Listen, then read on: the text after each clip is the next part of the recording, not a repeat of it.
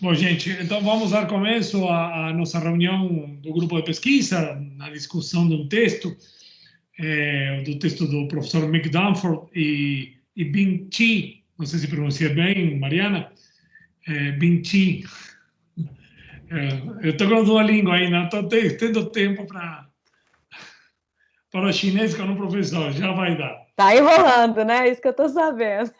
Sim, mas você continua, já pegou bastante coisa, né? Mas não é o mesmo, não é o mesmo. Mas eu vou pedir o contato através do teu professor quando acabar o pesadelo do Sucupira. Bom, o texto é Global Reset, COVID-19, né? A rivalidade sistêmica e na ordem global. Rivalidade sistêmica na ordem global e ele fala de Global Reset. Né? É um texto muito rico, né? E aí eu propus para Samuel apresentar.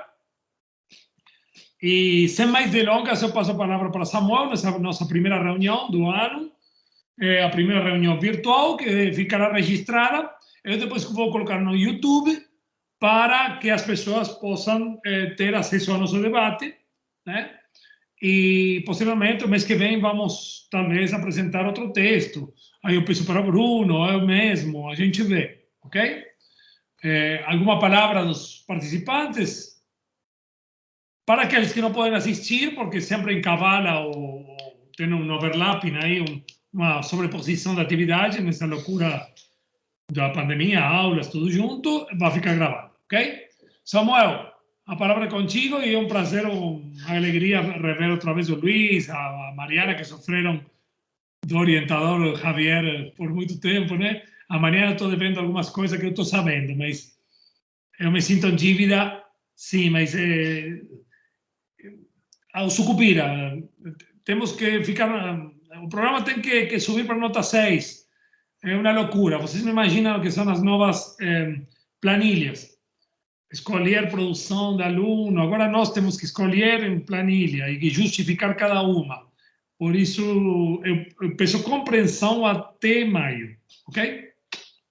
Beijos, então. Samuel, meu novo orientando aí, Bruno dos velhos, né? Mais uma promessa aí das relações internacionais, né, Samuel?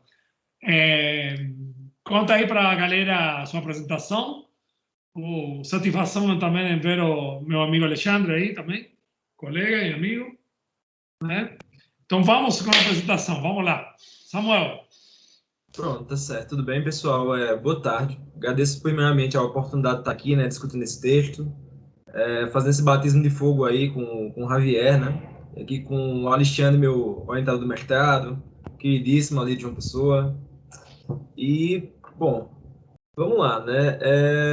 Eu pretendi realmente fazer essa apresentação de uma forma mais rápida, tá certo? Uns 20 minutos, 25, para a gente ter mais tempo para debater, tá? Ter que ter muito espaço para ter discussões bastante pontuais assim, então eu acho que é melhor salvar o tempo para elas, ao invés de ficar repetindo aqui para vocês o que vocês já leram, tá bom? Então, como o Javier colocou, o nome do nosso texto é o Global Reset, COVID-19 and Systemic Rivalry, and the Global Order, né? No caso, o título ele meio que já resume as três partes que compõem o texto, né? Que estão em ordens, inclusive, contrárias, né? O texto começa, ele é dividido em três seções, tá bom? Onde, para justificar o argumento do Great Reset, né? No caso de que a gente está aí passando por uma nova... um novo momento no relacionamento do sistema mundial, o Dunford e o Key, eles vão dividir o texto de forma a alinhar realmente uma reordenação na ordem global, apoiada tanto na reconstrução agora de uma rivalidade sistêmica, ou seja, uma superação do momento unipolar, né? E, ao mesmo tempo, colocar o Covid-19 em evidência, né? Tanto a crise sanitária como também a crise econômica que veio para a gente ano passado e que segue conosco em 2021. Então, basicamente, as três ideias prioritárias assim, do texto, que resumem a introdução, é que os Estados Unidos e a ordem liberal eles passaram por três crises seguidas, né? A crise do dot-com, a crise financeira de 2007, 2009 e a crise do Covid, e as três impactaram significativamente o ordenamento sistêmico como um todo, né? A gente vai ver que tem impactos tanto político-econômicos como sociopolíticos, e agora, claro, ganhando cada vez mais evidência a crise sanitária. E isso provoca realmente duas reações, tá? O Dunford e o Key tem a tese de que isso, na verdade, provoca o fim do momento unipolar, que foi começado no final dos anos 90, por causa da fim do socialismo real na Europa, da ordem soviética no leste europeu, e também que isso também se inseriria como, de fato, os estágios finais dos 500 anos de dominação ocidental sobre o planeta Terra, certo? Meio que ao mesmo tempo que foi formando o sistema mundial, e também foi cristalizando uma ordem ocidental que passou por uma série de hegemonias, de uma em outra, né? A gente, enfim, a leitura do Brauder e do Aig, ela coloca que são 4, né? E estamos, na verdade, estamos no eclipse de uma delas, né? Então, e por causa disso, para justificar justamente esse fim do momento unipolar e também esse estágio final dos 500 anos de dominação ocidental, ele coloca que 3 pontos-chave realmente provocam essa mudança, né? Que é a mudança do centro do sistema global para a Ásia, certo? Acho que esse é um dos principais argumentos que ele vai colocar. Tanto que é um reordenamento tanto político, por esse novo posicionamento da China e da Rússia, num plano um pouco mais abaixo, mas também pela reestruturação econômica, né, no continente asiático, né, agora intensificada com o Covid-19, a substituição da unipolaridade, ou seja, a unipolaridade realmente chega a um fim, que é uma conversa que eu até comecei a ter com o Javier ontem sobre se isso já seria um fato, se estaria ainda em processo, né? Essa substituição da unipolaridade. E o terceiro elemento é realmente o estabelecimento de fato de um sistema multipolar, né? Não é uma ordem, mas é um sistema de uma multipolaridade que ele encara não como uma multipolaridade de centros de poder contrapostos, mas sim como uma série de estados que se relacionam de forma cooperativa e que todos eles têm um poder mais ou menos equânime de influenciar nos assuntos globais, né? Então, ao invés de ser uma série de esferas de poder distintas e regionalizadas, na verdade seria uma grande comunidade de estados que se relacionam no mundo de uma forma cooperativa. E isso está fundado justamente no argumento que ele coloca ainda na introdução, né? A introdução é um pouco longa, eu acho que ela demora 2 páginas, 2, 3 páginas. Samuel, eu escrevi ao contrário, entendeu, Samuel? Oi? Eu escrevi ao contrário do que ele falou, né? Exatamente. Seu conceito de multipolaridade não é esse, não. Mas interessante, essa é uma marca que eu realmente queria que a gente voltasse para debater ela. Acho que é um dos principais pontos, assim, já para colocar, né? Aqui, eu acho que esse é um ponto também que a gente tem que ser debatido hoje, que é realmente um termo que eu achei até um pouco levemente contraditório com outra parte mais adiante no texto, que é o fato da China, não haver uma disputa pela hegemonia, mas haver uma disputa por poder. Né? Não há disputa por hegemonia na medida em que a China não busca hegemonia. O que a China busca, na verdade, nominadamente, ela busca o estabelecimento dessa comunidade de estados que se relacionam de forma cooperativa e que portanto, não há um choque de poder nesse sentido. Não há um choque na dinâmica da hegemonia, não há disputa por ela, mas o que existe, na verdade, é um confronto pela manutenção da hegemonia americana, que conduz, basicamente, a estrutura de poder ocidental. Então, por causa disso, os Estados Unidos e seus aliados, eles se juntam para tentar manter o status quo nesse ordenamento internacional. Vamos lá. Isso meio que já resume a introdução um pouco, sabe? O texto ele é dividido em 3 sessões, como eu falei, e a segunda e a terceira sessão eu não vou perder tanto tempo nelas, porque a gente meio que já sabe vários desses dados, né? A gente foi acompanhando no ano passado, então eu vou lembrar só dos principais, assim, para a gente não ficar muito preso em números, sabe? Então, basicamente, as 3 sessões são aquelas, né? Nós já temos aqui. O primeiro parte do texto ele apresentou argumentos sobre quais seriam as principais razões da disputa geoeconômica e geopolítica entre o Ocidente e a China, que é para ela que a gente vai começar agora. A segunda sessão ela diz respeito ao impacto da pandemia no mundo e como a China emerge nesse momento. E o terceiro realmente diz respeito à depressão econômica que a crise provocou. E, ao mesmo tempo, ele traz um argumento bem interessante que me lembrou muito as conversas que eu tinha com o Alexandre ao longo de 2018 e 2019, né? Sobre como a crise capitalista estava ali bastante subjacente e que ela já começava a mostrar sinais bastante claros, né? Eu e a Alexandre, a gente investigou um sinal desse em 2018. O artigo só saiu em 2020, né? Mas, sabe, é algo que estava subjacente, o texto coloca realmente como tal, mais adiante. Então tá, né? Nessa segunda sessão, acho que o que importa mais destacar é que, bom, assumidamente os Estados Unidos colocam a China, a partir de 2017, como um rival sistêmico, né? E essa é a nomenclatura que vai ser chave, eu acho, para a gente, para as próximas décadas, tá? Rival sistêmico. Porque isso não só se tornou uma definição colocada nos escritos de defesa nacional dos Estados Unidos, não é? Como também se tornou linguajar prevalecente na comunidade de intelectuais e de pesquisadores da China no geral. A condição de rival sistêmico coloca a China como um país que ele até se diferencia um pouco dos outros países enxergados como rivais, né, ou ameaças dos Estados Unidos. As ameaças são aquelas que a gente já sabe há um certo tempo, né? Irã, Coreia do Norte, a Federação Russa e também agora a China. Só que o diferencial de rival sistêmico é que ele oferece um mundo novo, ele oferece um novo centro de poder, ele oferece alguma coisa que é factualmente diferente do ordenamento liberal construído pelos Estados Unidos e pelos europeus, né?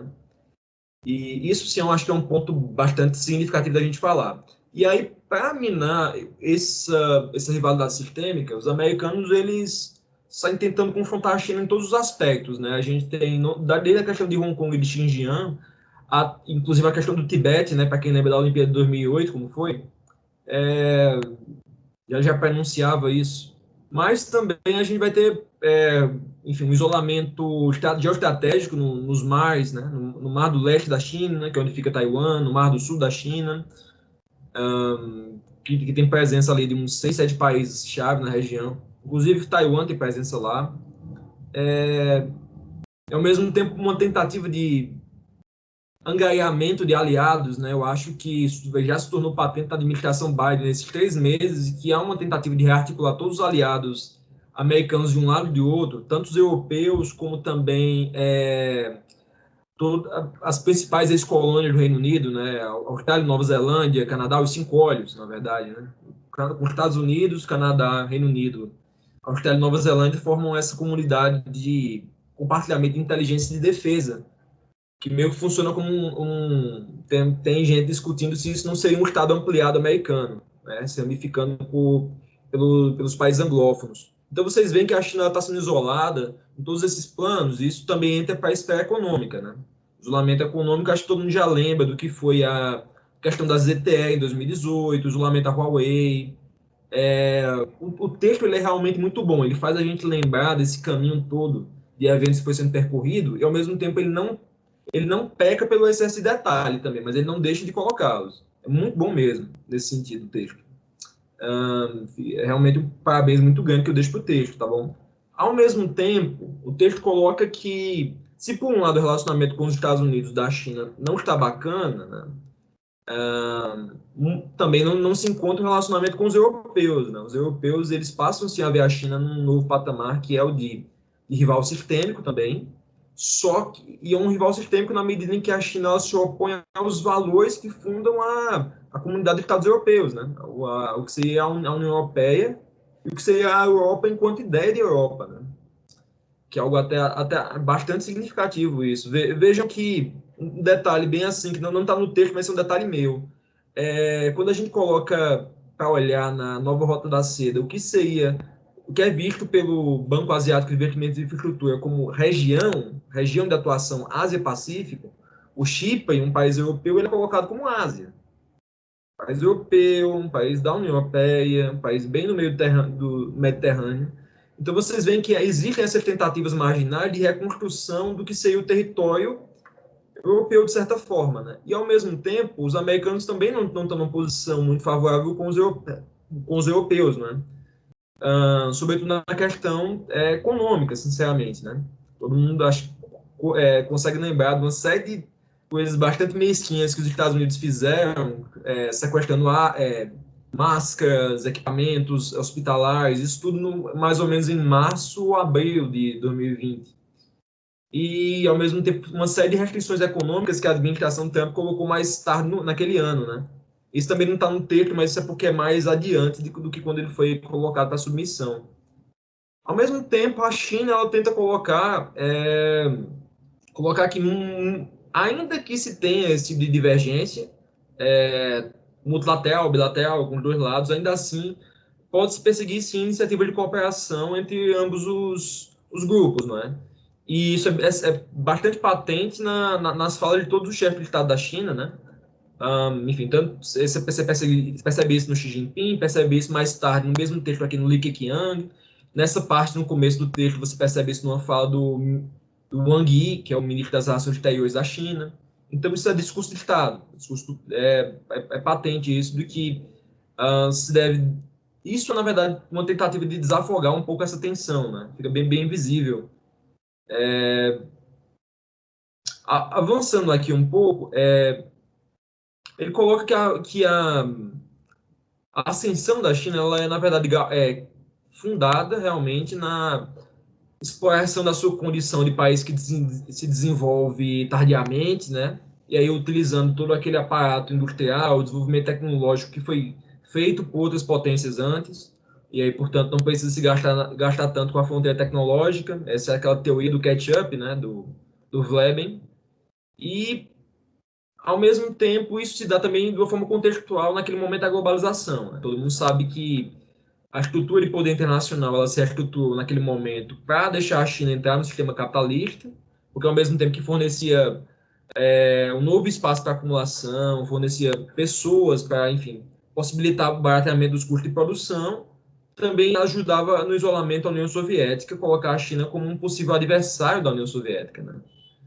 Então, a China é produto do seu tempo, basicamente o que ele diz é isso, né? E aí tem uma longa dilação colocando que isso embora isso seja contextual, a China também sempre soube que o imperialismo ele não dá trégua.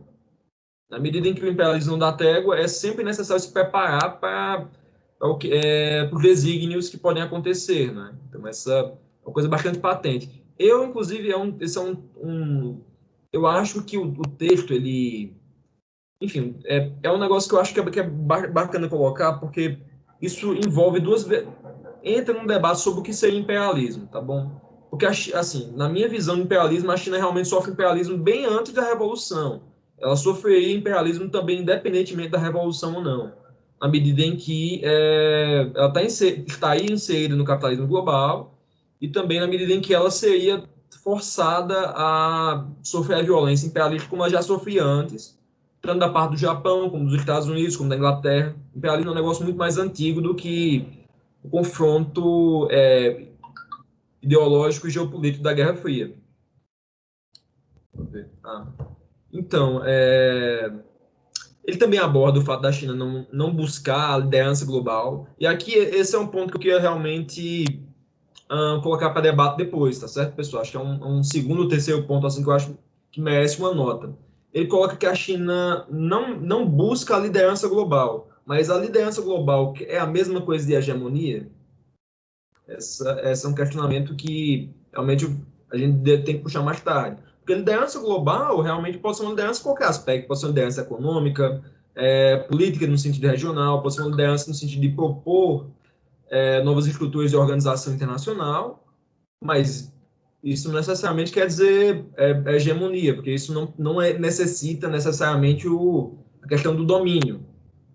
Então, ele acaba usando, sem que eu acho que os termos de forma intercambiável, mas eles não necessariamente querem dizer a mesma coisa. A China pode muito bem buscar essa liderança. Então, isso na verdade, acaba sendo mais não uma discordância minha com ele, mas sim uma contradição leve ali no linguajar. O texto também, assim, ele consegue ser até divertido em alguns pontos, né? Assim, só para baixar um pouco a crítica aqui. Ele coloca que a excessiva ênfase, né, na engenharia financeira que os Estados Unidos fazem acabou deixando a engenharia aeronáutica sofrer as consequências, né? Esse é um negócio que eu achei bastante divertido, porque todo mundo sabe o que aconteceu com a Boeing, né? E agora com o isolamento que eles estão fazendo ao mercado chinês, obviamente eles vão sofrer a retaliação que é perder esse mercado. O que acaba sendo uma contradição dentro do mercado americano, né? Que para salvar o mercado interno de aeronaves, os americanos precisam não ter estradas boas, nem trens tão bons assim. Então, esse é um negócio que dá para se conversar também. Como um resultado, eu acho, do sucesso industrial da China, a gente vai ter que a China realmente consegue fazer uma relação muito boa entre basicamente a dinâmica de acumulação e de reinvestimento na sua própria economia, né? Os fluxos financeiros externos que ela recebe conseguem ser reaproveitados de uma forma organizativa muito boa, que aí acaba ligando o setor industrial chinês com o capital doméstico e também com o setor financeiro nacional. Isso tudo gira, que é uma beleza, e acaba jogando justamente na frustração americana, né? Porque os Estados Unidos não conseguem fazer esse rebalanceamento tão bem, eles acabam tendo uma série de consequências bastante notáveis, né? Mais tarde no texto a gente vai ver que isso influencia inclusive no consumo nacional. Eu acho um gráfico muito bom para a gente dar uma olhada. Eu posso até compartilhar aqui a tela se vocês só um pouquinho, tá, pessoal? Porque esse eu tinha feito esse daqui só para vocês. Deixa eu ver se ele está aqui aberto ainda. Tá sim. Não sei se vocês estão conseguindo ver ele aqui. Tá todo mundo vendo? Esse aqui é o quarto slide. Vocês estão conseguindo ver, Javier? Então, ok, esse é o gráfico realmente que eu acho bastante bacana, à esquerda aqui, que é o gráfico 3 da China, que ele coloca a formação bruta de capital fixo no eixo vertical, né, que enfim, a gente chama de investimento às vezes, mas nominalmente é formação bruta de capital fixo, em relação à proporção do PIB. Esse rosinha aqui é o chinês, né? Inclusive, eu não sei se é rosinha, pessoal. Descobri recentemente aí que eu sou daltônico, então não tenho certeza se é rosa essa cor. Mas, em todo caso, a gente vai ver que a China realmente ela consegue... É vermelho. Oi, é vermelho, né? Rosa é o Brasil. Ah, meu Deus. Para você ver, né, cara? Enfim. À esquerda, né? À direita, Sim. China vermelho. China é vermelho, isso. E outro é um vermelho estranho, mas é mais vermelho do que rosa. Rosa é Brasil. Uhum. É coral. Pronto, pessoal. Vejam só que Salmão fêmea. Pronto, a China consegue fazer essa passagem, né, de um país com renda muito baixa, realmente a proporção do PIB per capita da China é em torno de $200 mais ou menos no ano de 1959 aqui. E, enfim, vários anos depois a gente vê que essa tendência ela chega a colocar a China como um país que está nos seus uma média de quase, acho que 15 ali, quase $15.000 ao ano per capita, né? Um avanço bastante significativo, ao mesmo tempo que ela foi aumentando a proporção de investimento bruto numa proporção que ela não para de aumentar, né? Se vocês olharem esse gráfico à direita, esse é um gráfico que eu fiz na minha dissertação, tá? Mas só que ele é só a formação bruta de capital fixo ano a ano em percentual. Então, quando vocês olham, tendo aquele ponto ali de 30 e poucos por cento em 1960, que aquilo ali é o grande salto adiante, né? Que aparece nos dois gráficos desse ponto de 1960. Mas, a partir dele, vocês vão ver que é um contínuo aumento, que segue quase uma linha tendencial, assim, para cima, da proporção em relação ao PIB da formação bruta de capital fixo. E aí vocês conseguem ver que realmente a China foi mudando esse patamar de investimento dela, e isso é visivelmente direcionado pelo Estado, tá? Ainda que o PIB tenha continuado crescendo de forma bastante significativa e tenha alcançado também um sucesso na evolução da renda. Ô, Samuel. Oi, Caio. A linha tendencial é com os dados da China. E o negócio é que a inclinação dessa linha é muito mais acentuada que todas as outras ali. Visivelmente. Visivelmente. É um negócio que eu tentei mostrar naquele outro gráfico, na dissertação eu comparava justamente com os países asiáticos, né? que o Japão passou por um momento assim, ali nos anos 70, 80, mas depois mingou, e a Coreia do Sul tenta fazer, mas não chega nesse patamar, né? E aí isso realmente diz muito a respeito do controle que o Estado chinês tem sobre o capital doméstico. É que ele consegue redirecionar isso tudo para o investimento. Ele entra num papel aqui que eu acho que é bastante bacana, que eu já vim discutindo algumas questões sobre moeda com o Bruno, que é justamente o papel da manutenção do dólar nessa estrutura financeira toda, né? A manutenção do dólar, basicamente, a partir dos anos 80, 90, faz com que os Estados Unidos eles tenham um crescente déficit na balança de pagamentos, né? Que ao mesmo tempo consegue sustentar, uma vez que o capital americano começa a se transferir para o leste asiático e para o México, consegue sustentar a renda nacional, na medida em que, embora o salário não esteja sendo reajustado, as pessoas conseguem continuar consumindo porque as mercadorias estão tendo inflação menor. Então, é basicamente isso, não se transfere para a dinâmica do consumo. Só que isso já é um desbalanceio muito grande nos Estados Unidos e que depende necessariamente de duas coisas. Depende desse contínuo barateamento, de um lado, mas também depende da subida dos juros que os americanos fazem naquele contexto e, portanto, da continuidade das remessas de dólar de fora para dentro dos Estados Unidos. Ou seja, na prática, o argumento que o Danford dispõe é, nominalmente, os americanos eles dependem da poupança global. Eles não conseguem ter poupança doméstica porque tudo virou investimento. Quase a poupança inteira americana é canalizada para o investimento. Então, eles precisam de poupança externa, que vem na forma de dólar, para que os Estados Unidos continuem funcionando. E isso só funciona porque o dólar é a moeda global. Se o dólar não for uma moeda global, não tem para que ninguém depender de dólar, portanto, não tem para que ninguém guardar dólar. Se ninguém guardar dólar, esse dólar não é reinvestido de volta nos Estados Unidos. É um sistema de poder todo fundado, não só na agressão bélica também, mas nessa questão da moeda. O Luiz pediu a palavra, eu acho, eu acabei de ver a mão dele aqui. Não, foi engano, desculpe. Ah, não, tudo bem. Quem quiser interromper, pode interromper, não precisa levantar a mão não, tá, pessoal? Não faço questão de jeito nenhum disso.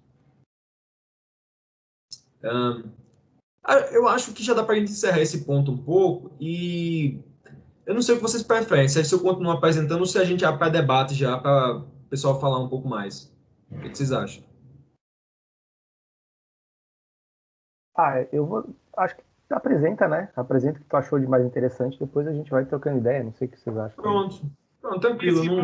Quem quiser fazer pergunta, interrompe ou anota e depois fala, sei lá, tanto faz, é bastante livre aqui, não é uma aula magna, né? Não, bom, o próximo ponto basicamente diz recebe o nome de capacidade de governança, Covid-19 e o novo terreno geoeconômico, geopolítico da competição. Nesse ponto, ele já começa a flertar um pouco com a solução econômica para a crise que os americanos encontraram, né? Crise de 2020. Mas vamos focar um pouco na questão sanitária, tá bom? Como todo mundo sabe, a China conseguiu primeiro detectar o Covid-19, detectou em Wuhan, 2019. O Covid-19, na verdade, a gente fala errado, né? É a Covid-19. O Covid-19, na verdade, é o SARS-CoV-2, que é o vírus, que ele é transmissível entre humanos e que, quando ele gera sintomas, ele provoca a doença do coronavírus, que aí ela sim é o Covid-19. Então, ao perceber isso, e ao perceber que é transmissível entre humanos, né, a China rapidamente tomou todas as medidas cabíveis, em questão de dias ela conseguiu colocar à disposição da Organização Mundial de Saúde todos os dados necessários sobre o coronavírus, sobre o que é o genoma dele, ao mesmo tempo que ela conseguiu começar a rastrear dentro da cidade de Wuhan a transmissão entre pessoas e, além de conseguir construir uma infraestrutura completamente nova de amparar a saúde na cidade, né, ela conseguiu isolar a cidade de Wuhan, que é uma das 10 maiores cidades da China, né, uma cidade que é maior do que Nova York, e conseguiu urrar a província de Hubei, né, que tem mais ou menos uns 40 a 50 milhões de habitantes, que é basicamente um pouco maior do que São Paulo, e o estado de São Paulo é, por sua vez, maior do que a Califórnia. Então, estou falando isso para a gente ter uma série de proporções aqui, né? E isso a China conseguiu fazer antes do principal feriado da China, né? Que é culturalmente até mais relevante que o nosso Natal, que é o Ano Novo Chinês, né? O Novo Chinês mistura Natal, Ano Novo, feriado de consumo com uma coisa que é mais ou menos equivalente a um aniversário coletivo nacional. À medida em que quase todo mundo celebra o próprio aniversário assim, o maior fluxo de deslocamento de pessoas do mundo é esse. É milhões e milhões, quase 100 milhões de pessoas saindo de casa, indo visitar parente, um negócio absurdo o que a China conseguiu fazer, quando a gente coloca em proporção. Então, isso é contrastado no texto justamente com o que os americanos fizeram, né? Que é basicamente desperdiçar 2 meses a 3 meses de tempo, não tomar uma medida nenhuma cabível. E, assim, eu pessoalmente eu acompanhei muito noticiário nessa época e eu conseguia lembrar da falta de competência mesmo. Não foi só a cidade de Wuhan que foi isolada na China. Eu lembro, eu estava viajando no dia que a China isolou Guangdong inteiro. E Guangdong sozinho, a província de Guangdong, são 100 milhões de pessoas. Em reação a um surto pequeno que estava começando lá em Guangzhou. Enquanto isso, nos Estados Unidos, basicamente, eu lembro de alguns surtos bem localizados. Eu lembro do surto que foi em Seattle, que começou num abrigo de idosos, e lá ramificou para a cidade inteira. Eu lembro do surto em Los Angeles, que foi... eu realmente acompanhei bastante noticiário nessa época. E, assim, isso é contrastado justamente com a incapacidade do sistema privado americano de responder a essa crise. Porque, primeiro, que não é do interesse deles.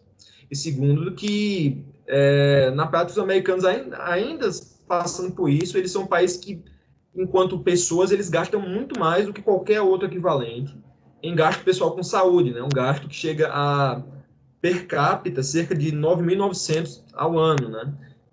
O mais próximo seria o da Alemanha, que aí se enquadra em quase metade disso, um pouco mais da metade, quando a gente coloca em poder de compra paritário, né? O da China é quase 10 vezes menor. Então, assim, sem precisar ter esse gasto de saúde todo, a China conseguiu isolar essa crise sanitária de proporções gigantescas, né? Isso, na verdade, faz com que o Dunford e o Key, eles coloquem alguns valores que seriam atribuídos a essa eficácia, né? Que são 4. Essa eficácia no combate à crise sanitária. É o quê? A capacidade universal de manter um pessoal médico e um sistema de saúde eficaz, né, nesse momento chave. A disponibilidade universal de recursos para as pessoas poderem se sustentar enquanto a pandemia está se espalhando, não é? Que é basicamente o incentivo ao isolamento, incentivo financeiro ao isolamento. A habilidade do governo de permanecer dando apoio ao público e apoiando as suas próprias ações, né, sem parecer que está sendo errático. E, por fim, um certo grau de coesão social, que aí realmente é um argumento mais culturalista, né, sobre como seria a questão do isolamento da China, não só da China, mas diz mais respeito ao leste asiático como um todo, que tem certa influência chinesa, na medida em que a China tem realmente 5.000 anos, e que o confucionismo tem os valores do confucionismo, eles estão realmente bastante difundidos no leste, sudeste, sul-asiáticos. No sul-asiático não, mas sudeste e leste com certeza. Escuta, Samuel. Oi, pode falar. Oi, tudo bem? Prazer, eu não te conheço. Eu sou a Greta. Começando agora. Eu queria aí ressaltar, porque eu achei super interessante como essa citação do autor para Rousseau, né? Porque, na verdade, tipo, tem que ver com essa relação que o confucionismo tem também com o contractualismo, na verdade, porque Rousseau é um autor contractualista, então, tipo, como se vê essa necessidade de interrelacionar com a teoria política e esse grau de coesão social, que é uma coisa tan abstracta, na verdade, mas que nessa pandemia deixou por fora que tem que ser como um indicador medível também. Então, eu achei super isso. Eu queria falar que tem que ver também com, mais que com o confucionismo, com o contractualismo, que seria o contrato que a sociedade faz com o governo para se prevalecer como se regir pelas certas leis de controle dentro de uma sociedade. Uhum. Tem um ponto aí que eu acho que cabe uma... Sabe, Uma coisa sobre o Rousseau é que também ele deixa meio com uma abertura ali para o contrato ser descumprido também, né? Na medida em que o Estado está descumprindo o contrato, você pode ter o direito meio que de se insurgir, né? Daí a base do iluminismo como um todo, enfim, redução do direito dos reis. Eu não sei como isso se dá no confucionismo, né? O que é que acontece quando Eu o acho que Estado Javier aí pode falar um pouco mais. Ele deve saber, ou Alexandre. Eu também não sei. Mas é uma ótima Eu ideia. recomendo a leitura que fizemos no curso semestre passado, do The Quest of Legitimacy in China Politics, como que é o Lan Xinxiang. Esse que pode ser, inclusive, uma próxima leitura, né? Eu estou lendo tanta coisa ali no ano passado, li sobre os jesuítas na China, um livro maravilhoso que está em português, O Palácio de Matteo Ricci.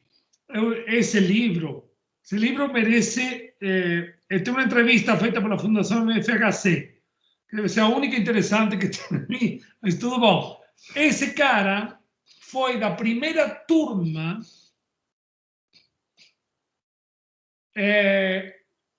de intercambistas chineses com a abertura de Deng Xiaoping. Ele foi para John Hopkins. Esse livro é muito bom. Se quiser, eu passo para vocês PDF, né? Porque eu acho que vale a pena para entender um pouco melhor essa questão do confucionismo. Eu não sou sinólogo, mas eu estou lendo cada vez mais sobre esses aspectos. Acho que tem dois fatores. Estamos frente a um cara que admira a China, está dentro do espírito chinês, que é o Mick, que o Alexandre conhece, mas é um ocidental, né? Então, ok, a visão de fora às vezes pode ser até mais rica que a de dentro só, né? Isso vale para qualquer país. Mas o Mick, acho que tem dois dilemas aí na questão dos direitos humanos, e a citação da Rousseau não é gratuita. Por quê? Porque dentro da nossa Declaração Universal dos Direitos Humanos, da ONU, ela é tão ampla que ela envolve os aspectos da tradição liberal e da tradição rousseauiana dentro da mesma declaração. E aí que acontece? Pelo que a minha leitura, né? Eu acho que a visão chinesa se aproxima mais da tradição rousseauiana. Por isso ele fala isso. De qualquer maneira, essa tradição está mais presente na declaração, se a gente ler a declaração de 48. Os liberais, na época, xingaram muito essa declaração, né? Hayek, Mises, eram contra a Declaração de Direitos Humanos. Hoje você vê na nova direita uma ressurreição dessa crítica aos direitos humanos, porque ela, em palavras de Hayek, ela representa uma visão bolchevique. Observem o termo, né?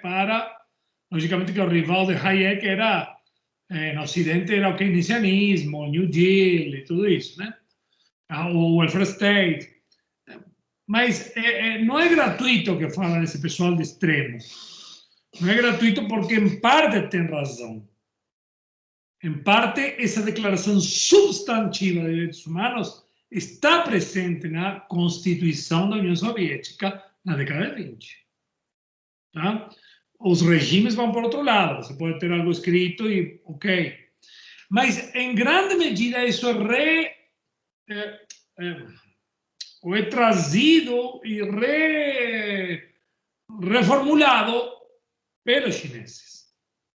Então, claro, quando fala, não respeita direitos humanos em Xinjiang, que aí tem um monte de gente, 90% é fake news. A BBC entrou na fake news. A última reportagem que tem uma mulher falando de que numa cárcere estupram sistematicamente as mulheres, contrataram uma atriz. A mulher é atriz, contrataram, ou seja, eu acho que é meio desespero, porque esse negócio foi crescendo, essa retórica mais anti-chinesa, com a questão de Hong Kong. Então, os britânicos estão no desespero, estão perdendo tudo em Hong Kong. O último resquício do imperialismo eram os juízes, que tem australianos, né? Ainda tem uma corte Hong Kong, né? E fora os interesses financeiros, que Hong Kong está virando pó do paraíso fiscal que era.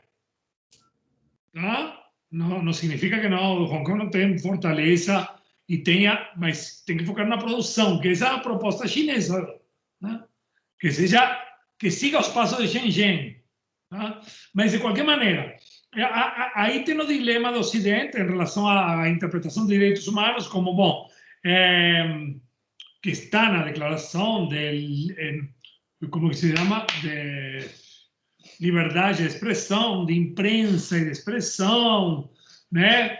Etc, etc, mas também está vivenda própria, todo mundo tem que ser alimentado, entendeu? É muito difícil fragmentar essa declaração.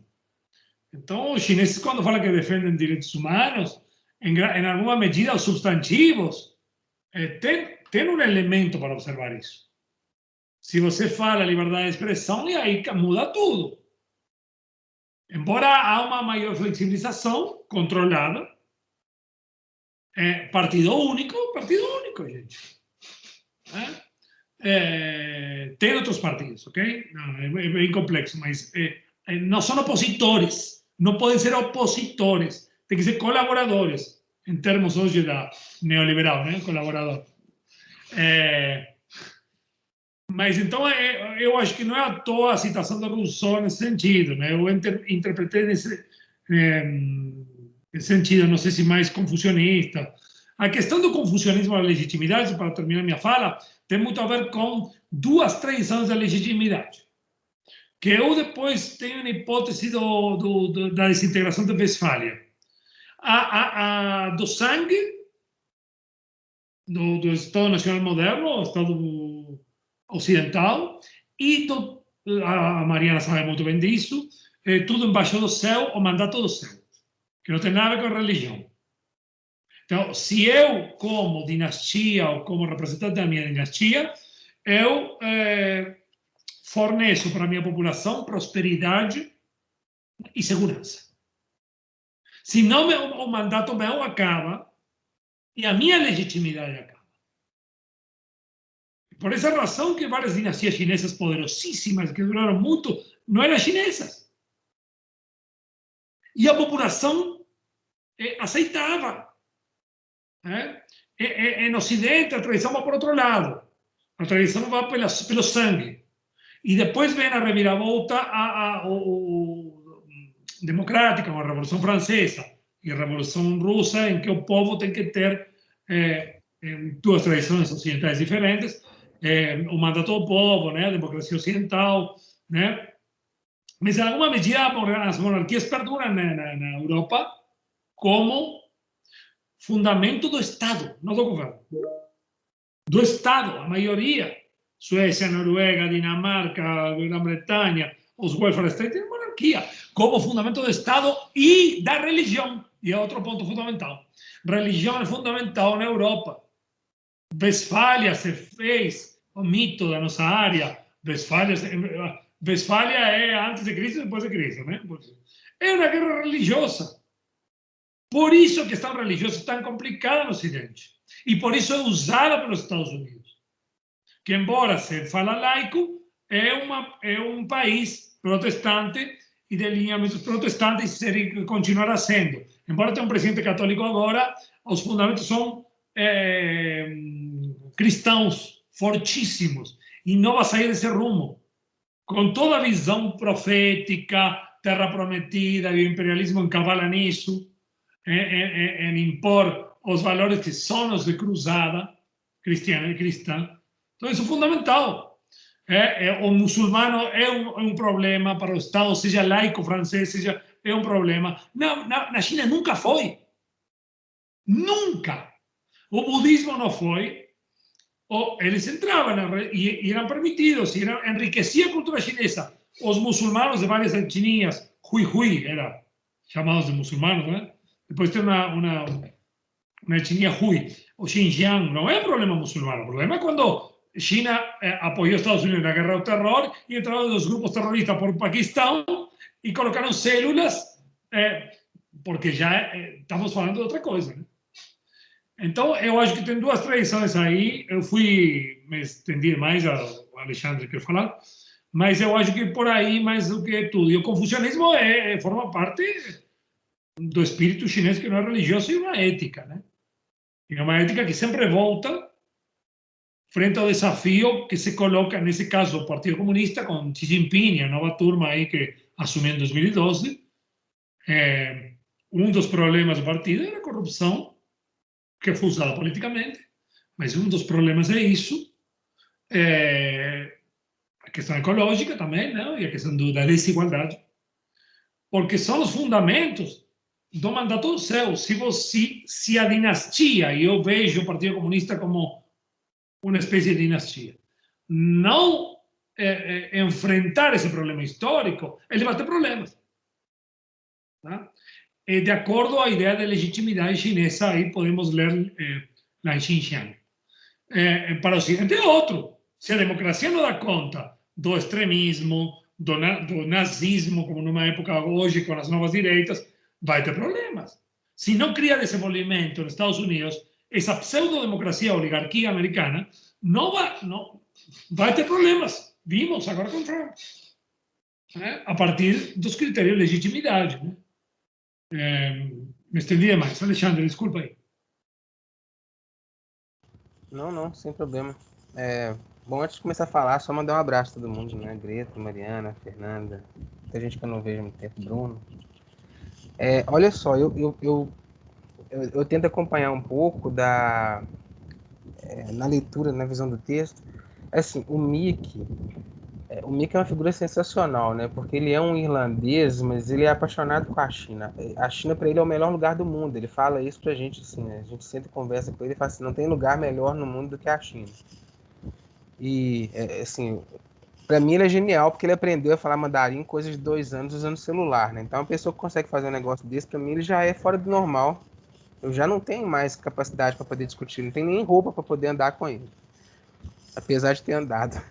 Mas uma coisa que eu acho que ele...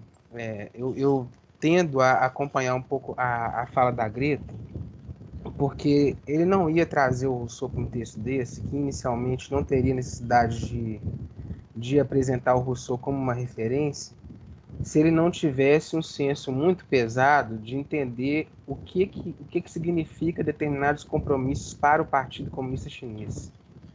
Então, na minha bem humilde concepção, quando o partido entra, o partido se compromete com a população, com a sociedade chinesa, a resolver uma quantidade X de problemas. E é óbvio que isso não é coisa de curto prazo, né? A gente sabe que os planos da China são planos de longuíssimos prazos, com fases revisionistas no meio do caminho. Então, ele até no trecho do texto, ele está falando de alguns compromissos que são compromissos inquestionáveis, colocados pelo Partido Comunista ainda no processo de transição e na fase inicial do Deng Xiaoping, né, que é pobreza, a questão da fome, melhorar o sistema de saúde, que é uma política que eles estão tentando refazer agora. Então, me parece que a utilização do Rousseau ali é meio que trazer alguém muito, muito representativo, muito denso, para poder explicar que dentro desse processo, e a parte do texto todo, ele está falando sobre o que torna um país mais capaz ou menos capaz e quais são os fatores mais relevantes para aqueles países conseguirem atuar ou criar uma política mais efetiva no que diz respeito à questão do vírus, né? Então ele está falando que o compromisso social e a atenção com determinados elementos significativos para a sociedade, pobreza, miséria, eles não estão enfrentando desigualdade ainda, mas vai chegar a hora de começar a enfrentar desigualdade. Mas são elementos históricos antigos que batem com aquele argumento que está no início lá do Rousseau, da formulação do contrato, o contrato como um acordo, não necessariamente um acordo escrito, um acordo carimbado, mas um acordo moralmente fechado entre quem governa, o Estado, o governante e a sociedade. E aí eu acho que o Mickey traz essa contribuição, porque o Mickey, a despeito dele, deve ter o quê? 7, 8 anos que o Mickey está na China, né? 9, eu estava em 2015. Não, tem um pouco mais, deve fazer quase 10 anos que o Mickey está na China. Mas como apaixonado pela China, ele conhece, ele aprendeu o idioma pela cultura. Então ele conhece a cultura e ele vive o tempo inteiro. E outra coisa, né? Quem vive dentro do CAS não tem como fugir do impacto cultural e da perspectiva de compreensão da sociedade chinesa, né? O CAS é uma instituição para poder representar a ação do Estado chinês. Então não tem muito para onde fugir. Até a opinião discrepante lá é meio que corre o risco do cara ir pro paredão e tomar pipoco. Tô criando uma caricatura, tá, gente? Isso não é verdade, não.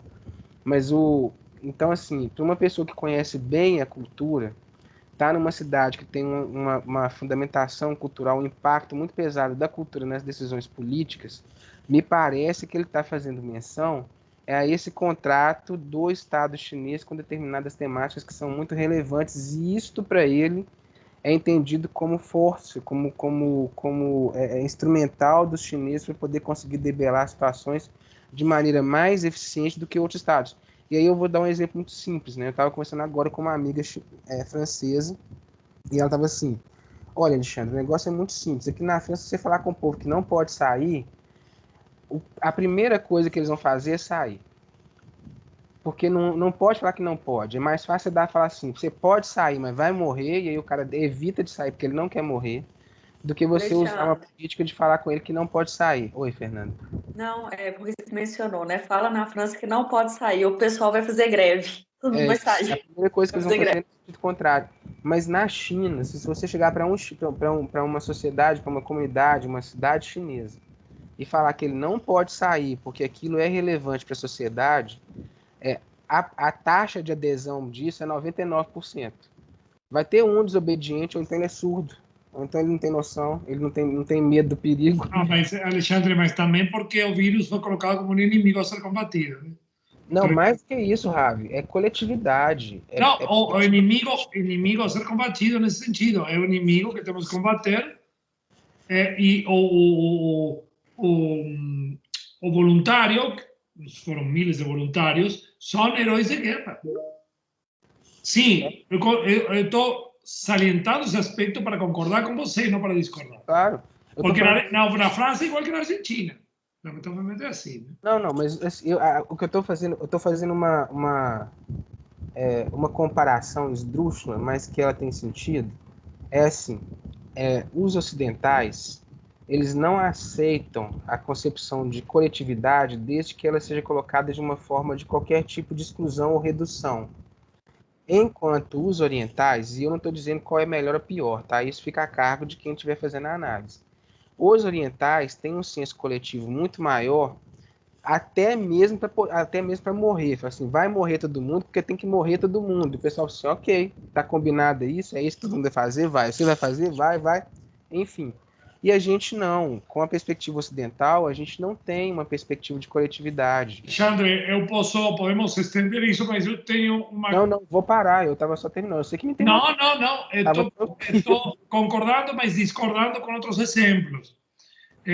Eu acho que tem um elemento cultural, mas se reduzimos isso ao culturalismo, eu acho que estamos errados. Por quê? Por quê? Não, só dois exemplos. Porque se você vê a performance frente ao Covid, geralmente são países asiáticos que estão habituados a epidemias. Então, há 3 anos você entrava na Singapura e te media a temperatura. Eu voltei da China em 2019, os 2 meninos chineses estavam com máscara. E tem a Austrália e Nova Zelândia que conseguiram controlar o vírus. Que são sociedades, na maioria, anglo, né? Mas ocidentais, né? Inclusive, não falemos de rivais sistêmicos, rivais estratégicos como a Austrália, mas eles conseguiram, que estão muito habituados nessa região a epidemias. Você pode falar para mim, ok, são ilhas, grandes ilhas, Austrália, Nova Zelândia. Tudo bem, mas a Grã-Bretanha é uma ilha, foi um desastre. Foi a pior performance. Salva a Grã-Bretanha, que eles fabricam uma vacina, né? Então tem acesso... Tem tamanho da população, clima, tem mais... um desastre. Mas eu não estou falando sobre a questão do cultural, Ravi. Eu estou falando do tipo de contrato que a sociedade chinesa tem com a relação do poder-estado.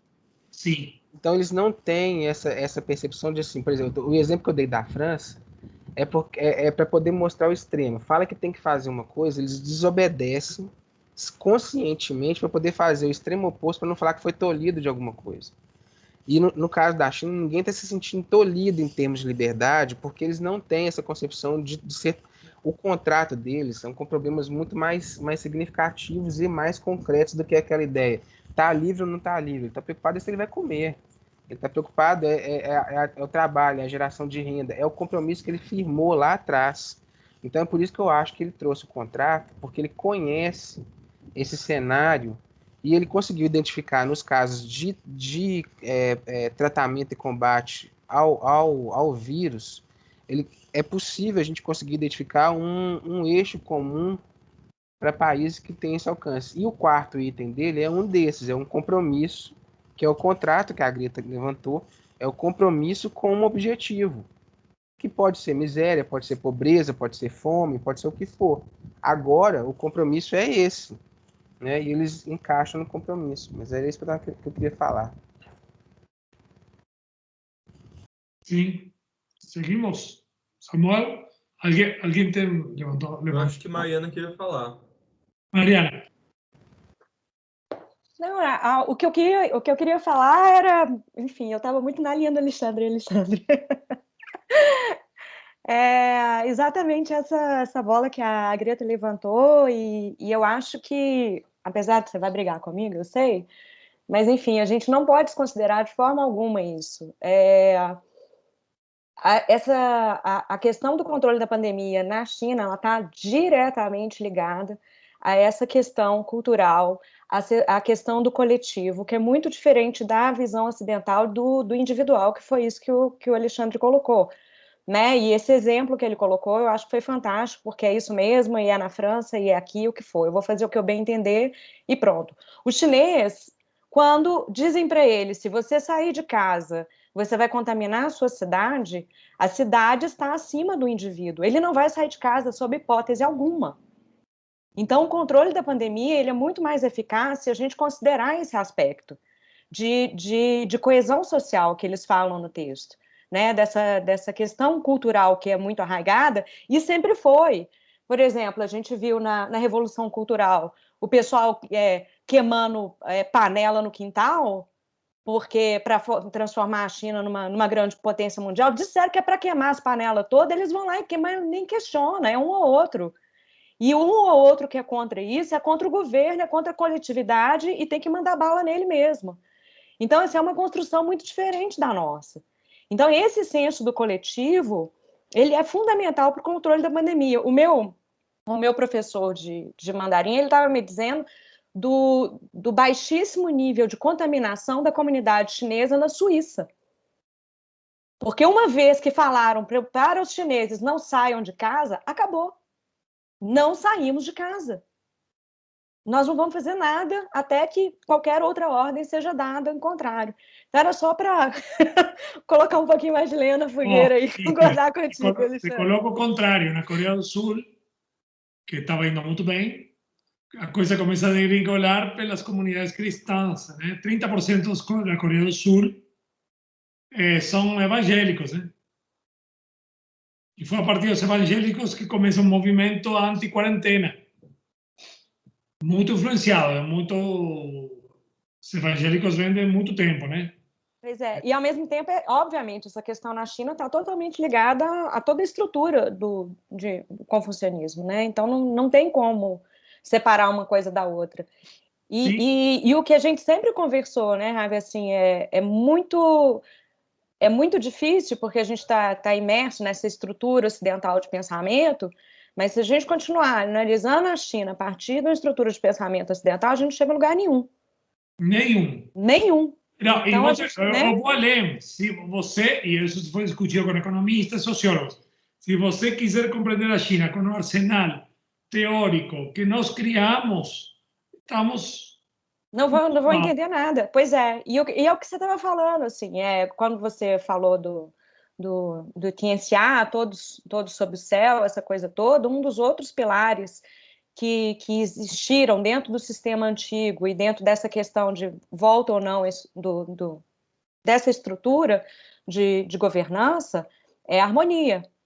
né? E o que foi que a gente também já discutiu isso, do conceito de harmonia chinês ser muito diferente do conceito ocidental chinês, né? E a harmonia para os chineses e a harmonia dentro desse sistema de governança implica discordância.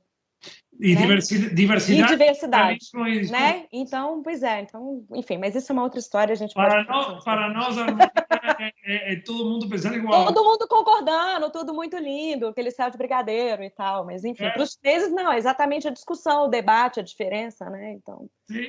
Não, ou quando falam que é uma sociedade passiva e você lê a história, eu nunca vi uma civilização, porque é a única que perdurou tanto tempo e se consolidou como Estado Nacional, né?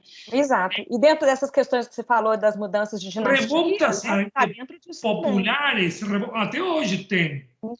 E você falou bala, mas você usa pouca bala em relação ao modelo ocidental. Totalmente. Muito pouco. Eu estou lendo a Revolução Cultural agora, a biografia de Zhou Enlai. E tudo o que passou. O povo ia trabalhar no campo, a reeducar. Tinha rival político. Ok. A China na década de 60 estava cercada por todo mundo. Então, aqui entre nós, imagina qualquer país do mundo cercado. Todo mundo era inimigo. Todo mundo era inimigo na década de 60. Só que não sei quantos quilômetros são, Mariana. Só a Albânia. Não, a Albânia não existe porque está lá. Não, estou falando na sua geografia. Paquistão. Todo mundo era inimigo. A Índia tinha atrito inimigo, aliado à União Soviética. A União Soviética quase vai para a guerra. O Vietnã era a União Soviética. Estados Unidos do outro lado. Era um inferno na década de 60. A Revolução Cultural durou muito mais do normal, mas era para limpar os soviéticos. O povo está confundido. Era para limpar, purgar o partido, mas para limpar os soviéticos, os pró-soviéticos, né? Os pró-abertura, o que pensavam diferente, vão trabalhar no campo também, depois eu vou mandar chamar em algum momento, que era a ideia, e Mao fez isso. Deng Xiaoping voltou, Mao trouxe. Foi ele que trouxe, quando a condição histórica da aproximação com os Estados Unidos. Mas é verdade, o que eu falei da coletividade não era para discordar com Alexandre, é para colocar que também, bom, você tem epidemias, é algo muito estranho para nós, e mais na América Latina. Você tem uma mistura na Europa, não lidaram bem, mas tem um welfare state. Estados Unidos é um inferno, porque tem a ideologia mais liberal, ou a perspectiva liberal do indivíduo, não? Junto com sem proteção social. Num país que vem crescendo a pobreza e a desigualdade desde a década de 70 e sem política de desenvolvimento. Então, você vai somando tudo. Né? Olha Canadá. Canadá tem uma rede de saúde pública totalmente diferente, não? Mas tudo bem. Por isso não queria concordar, não estava discordando, porque também os voluntários foram voluntários ao Han. Imagina quantos voluntários vamos ter nós para ir para a Amazônia, para que o pessoal lide com oxigênio. Quantos? Só aquele que viu por aí, algum bem intencionado, mas não tem uma legião de voluntários. E também o Estado não vai promover esse deslocamento, menos ainda esse. Também. Mas eles são heróis de guerra, é como se fossem eles tidos com um reconhecimento social. É a contracara do que a Mariana está colocando. Você preserva a sua sociedade, você preserva a totalidade para preservar você. Mas a totalidade é mais importante que você. E isso tem um correlato na teoria, como eles pensam. Nós aqui somos mais individualistas metodológicos, eles pensam mais o relacional, e bom, e por aí vai, na totalidade em relação a essas partes. Né? Mas, Samuel, The Quest, você colocou, Bruno? Não, eu levantei a mão, sim. É porque... Coloquei relational... O livro que eu queria, que eu mencionei. Aquele outro também é o Relational Theory of International Relations. Ah, muito sim. discutido lá Relational da disciplina. de Chin a Chin, sim. Sim. Bom, ele está criticando, ele não menciona nunca Marx, porque eu acho que a teoria de relações internacionais chinesa é empacotada para fora, né? Eles leram tudo Marx, mas eles não falam de Marx. Para fora, na teoria. Para fora. São expertos mais. Mas é totalmente dialético. Totalmente dialético. Deixa eu só pegar um gancho nessa conversa que você falou, Javier. Porque, veja, eu tenho um ponto aí que eu concordo com você, e aí eu faço um pouco desse argumento, porque você citou de passagem a América Latina, e meio que a falta de experiência da gente com a epidemia. Olha, veja só, vamos botar um asterisco aí em que América Latina a gente está falando, porque, na verdade, boa parte da experiência que a gente tem aqui no Brasil, no interior do Brasil, sobretudo, de combate à pandemia, é porque a gente teve epidemias regionalizadas, assim, por décadas e décadas, né? Teve de doença de cachorro que passou para a gente, até mesmo epidemia de dengue nacional todo santo ano, combate à gripe gigantesco, malária no interior da Amazônia, o combate à zika foi... Basicamente, a gente descobriu que microcefalia acontecia em crianças por causa da zika no interior da Paraíba. Foi aqui que a universidade descobriu. O combate, na verdade, que a gente tem na América Latina, sobretudo no Brasil, ele é muito sério, o combate a epidemias. Não é por uma razão que a gente é exemplo, não é porque a gente consegue combater no centro do capitalismo brasileiro a epidemia, porque a gente consegue combater nesse continente gigantesco que é o Brasil, que mistura comunidade indígena, numa ideografia completamente diferente assim, do que a gente consegue imaginar, né? Uma territorialização diversíssima, até mesmo região que não tem acesso à energia, quanto mais a água, quanto mais a poder limpar alguém para poder fazer a higienização necessária para aplicar uma vacina. Esse é o mesmo país que conseguia fazer isso. Então, assim, não é só o Brasil que faz isso, sabe? Os outros países da América Latina têm essa experiência, mas tem um grau aí que eu acho que não é necessariamente cultural, que a gente pode ficar apontando assim, até porque isso acaba colocando a gente como se a gente fosse Ocidente, né? E tem um Ocidente com asterisco aí, porque não sei se os americanos veem a gente tão branco assim, né? Mas, sabe, tem um grau que eu acho bastante conjuntural, que é o texto, ele até fala de passagem, sabe, sobre o quão conjuntural é essa nossa condição de aversão a qualquer medida coletiva, sabe? Como isso foi ideologicamente incentivado, como isso está sendo bombardeado a todo momento, e aí isso é bastante conjuntural, porque isso depende das nossas redes de contato agora, que são todas digitais, uma série de mídias que não são controladas pelo governo, muito pelo contrário, são importadas, e isso tudo se relaciona, possibilitando assim, um grau de erosão que a gente vai demorar um tempo para conectar isso bem, porque não é só na gente, né? Você citou o exemplo da Coreia do Sul, e assim, você acabou acertando em cheio ali, né? Porque essa comunidade possivelmente tem uma certa capilaridade ali que rejeitou séculos e séculos de tradição só para seguir o que o pastor mandou, né? E isso é bastante grave, sabe? Porque isso começa a erodir os aparelhos do Estado, a ponto da gente ter uma série de fenômenos que foram se relacionando em série, né, dos últimos 6, 7 anos para cá.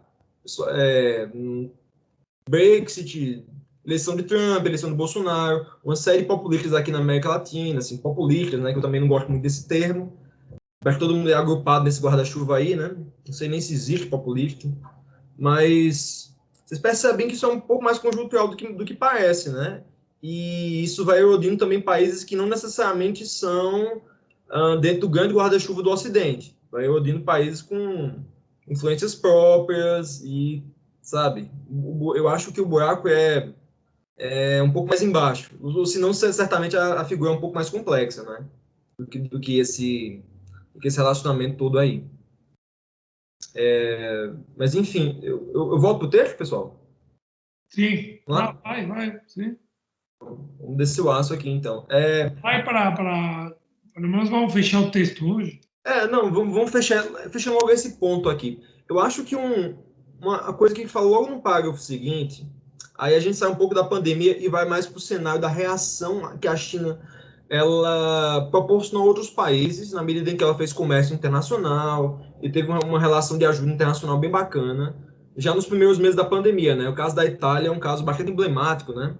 E, ao mesmo tempo, isso não é bem recebido pelas autoridades europeias, né? Já houve uma série de mudanças na chefia das autoridades europeias no nível regional, assim, já em 2019, 2020, e o combate realmente ao que seria essa ameaça chinesa já vinha de antes. Quando chega na questão da pandemia, essa ajuda começa a ser vista como uma tentativa de desconstrução do próprio bloco, né?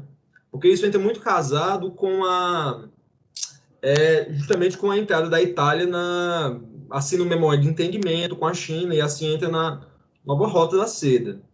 Ao mesmo tempo, é a mesma Europa que, olha, por mais que ela tenha tentado, talvez ter uma iniciativa ou outra, o que a gente viu, na verdade, foi uma série de atuações completamente com foco nacional, assim, com um certo exclusivismo e uma rejeição muito grande de prestar o certo amparo necessário aos países menos favorecidos da Europa, né? Certamente a Itália é só o maior dos exemplos, na medida em que a Itália é uma das economias do G7, um país industrializado, mas o caso da Sérvia também foi bastante paradigmático, né? E que agora é um país que está vacinando à torta e à direita com a vacina russa. Um amigo do Javier lá, como é que é? O Branko Milanovic, o melhor amigo do Javier, ele... Brincadeira, pessoal. O professor Javier, ele é crítico do Branco. Mas o Milanovic, ele trouxe uns dados assim, no meio do ano passado que eu achei bem interessantes, eu vou só comentar aqui. A incidência da pandemia no continente europeu, ela era menor em contágio nos países do leste. Bem menor, assim. Tem um fosso ali que, inclusive, divide a Alemanha também, né? Isso é um dado bem interessante, porque isso meio que tinha um certo argumento sobre a capacidade do Estado mesmo influenciar na reação da população, sabe? Que o leste teria esse aprendizado geracional mesmo da época do socialismo real. Isso foi um dado bem contraintuitivo para mim, sabe? Porque eu apostava que a renda e o desenvolvimento da França, da Holanda, sobretudo da Holanda, da Suíça, serviria como amparo, e acabou não sendo, né? Sobretudo porque são países com renda per capita até acima da americana. Então, isso para mim foi bastante significativo, esse dado. Então, por causa desse tipo de uma série de fricções dentro do continente europeu, sobretudo entre os países realmente do núcleo ali capitalista europeu, que enfim, sobretudo da União Europeia, né? Alemanha, Holanda, Dinamarca e Suécia, né? Os 4 frugais, eles barraram uma série de medidas de amparo econômico bastante significativas para o sul europeu, né? E isso deixou muita gente marcada. Realmente gerou uma cisão ali que ela não sei se foi remediada com algumas medidas que a Alemanha tomou de forma unilateral, não como bloco. Isso é um ponto significativo desse texto, tá bom? Ao mesmo tempo, ele também levanta assim a questão de, olha,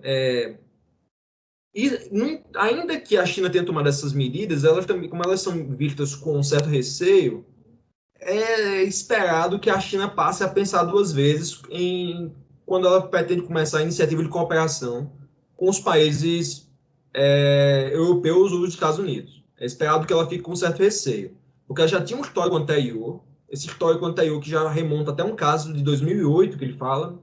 Isso junta com uma série de restrições tecnológicas e econômicas que os americanos colocam à China, junto com a guerra comercial, e agora chega a situação do Covid, né? Então, assim, é um negócio bastante grave mesmo, e é esperado que a China tome um certo posicionamento de retração, ainda que ela permaneça com essas iniciativas, né?